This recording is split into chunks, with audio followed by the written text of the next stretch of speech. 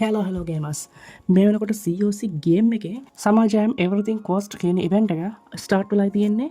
මේ ඉවෙන්ට් එකත් එක්ක ගේම් එක ඇතුලේ ඌපරිම වාසියක් ගන්න කොහොමද කියන එක ගැන අපි මේ වීඩියෝ එකෙන් කතා කරමු. ඔයාලා මේ ඉවෙන්ට් එකත් එක්ක ඔයාලගේ අප්ඩේට්ස් වලට යන්න කලින් දැනගන්න ඕන දේවල් දෙකක් තියෙනවා.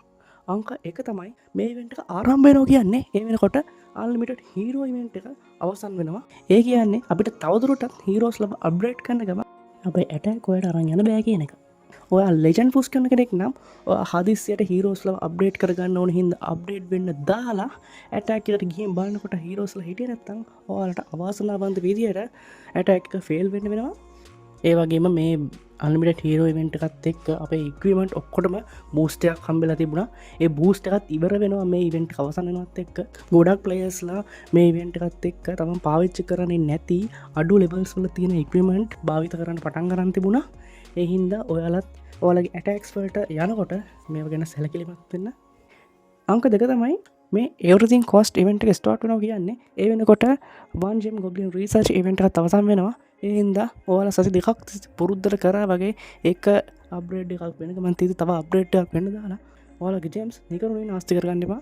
හරි. අපි දැන් බලමු මේ ඉවෙන්ට් එකත් එක්ක අපිට හම්බ වෙන වාසි මොනවද කියලා. මේ ඉවෙන්ට් එකත් එක්ක ඔයා ටවුන් හෝල් 16 හරි 16 වලින් පහළ ටවුන් හෝල් එකේ ඉන්න ප්ලේයර් කෙනෙක් හරින ඔයාලගේ විලේජ් එකේ ගෝල්ඩ් ඩාර්ක් එලික්සර් වලින් කරන ඕනම අප්ඩේට් එකකට 45%ක ටයිම් ඇන්ඩ් කොස්ට් රිඩක්ෂන් එකක් ප්ලේස් වෙනවා. ඔයාලා ටවුන් හෝල් 16 වලට ඉහළ ඉන්න. ඒ කියන්නේ ටවුන් හෝල් 17 හරි 18 හරි ප්ලේයර් කෙනෙක් නම් ඔයාලගේ හැම අප්ඩේට් එකකටම 25%ක ටයිම් ඇන්ඩ් කොස්ට් රිඩක්ෂන් එකක් තමයි ප්ලේස් වෙන්නේ. වගේම තමයි ඔයාලා ගෝල් පාස් එක බයි කරලා තියෙනවා නම් ඒකත් එක්ක හම්බ වෙන ටයිම් ඇන්ඩ් කොස්ට් රිඩක්ෂන් එකත් මේකත් එක්ක මික්ස් වෙනවා. ඒ විතරක් නෙමෙයි. මේ ඉවෙන්ට් එකත් එක්ක ඔයාලා විලේජ් එකේ තියෙන ඕනම මයින් එකක කලෙක්ටර් එකක ප්‍රොඩක්ෂන් රේට් එක සහ ස්ටෝරේජ් එක 150කින් බූස්ට් වෙනවා. හරි.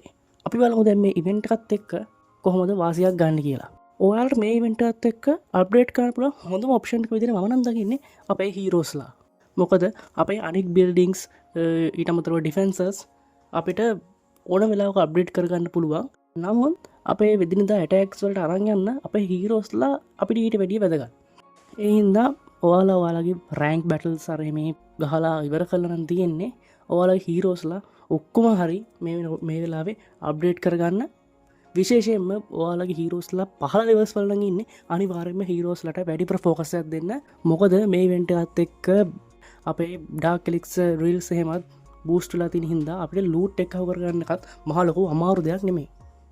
ඒ වගේම තමයි ඔයාලා හීරෝස්ලා අප්ඩේට් වෙන්න දාලා එක බිල්ඩර් කෙනෙක් වගේ ෆ්‍රී ඉතුරු කරගෙන ඒ බිල්ඩර් පාවිච්චි කරලා ඔයාලට පුළුවන් ඔයාලගේ බෝල්ස් අප්ඩේට් කරගන්න. මොකද මේ ඉවෙන්ට් එකත් එක්ක හැම මයින් එකක්ම හැම පම්ප් එකක්ම 150කින් බෝස්ට් වෙලා තියෙන්නේ. ඒ කියන්නේ එනිමි විලේජ් වල ගොඩාක් ලූට් බලා ගන්න පුළුවන්.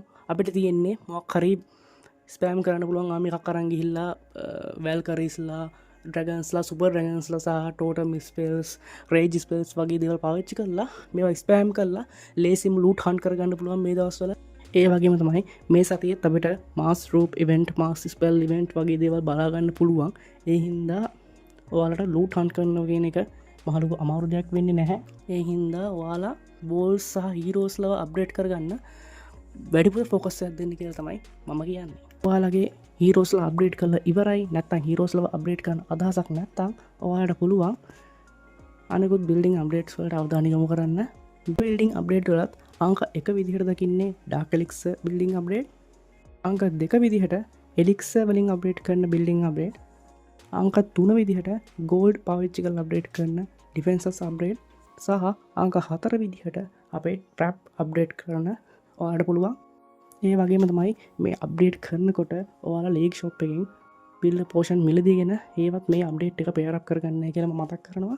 ඔයාලගේ බිල්ඩින් අප්ඩේට් මේ පැත්තෙන් වෙනකොට ඔයාලගේ ලැබොරටරි සහ පෙට් අප්ඩේට් වලට ඔයාලා අනිවාර්යෙන් අවධානය දෙන්න.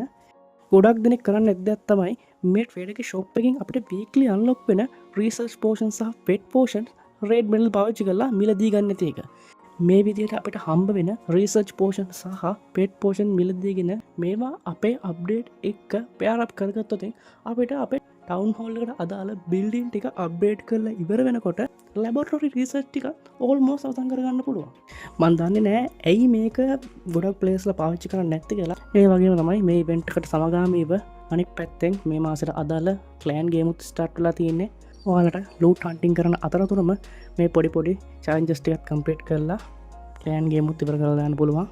හරි හෙනම් මට මේ ඉවෙන්ට් එක ගැන මේ දේවල්ටික තමයි ඔයාට මතක් කරලා දෙන්න අවශ්‍යතාවය තිබුණේ. මේ වෙන්ටත් එක්ක හොලා උපරිම වාසියක් ගනී කියලා බලාපොරොත් වෙනවා. එහෙනම් ඊළඟ වීඩියෝගෙන් හම්බෙනකම් හොයාලා පරිස්සමෙන් ඉන්න.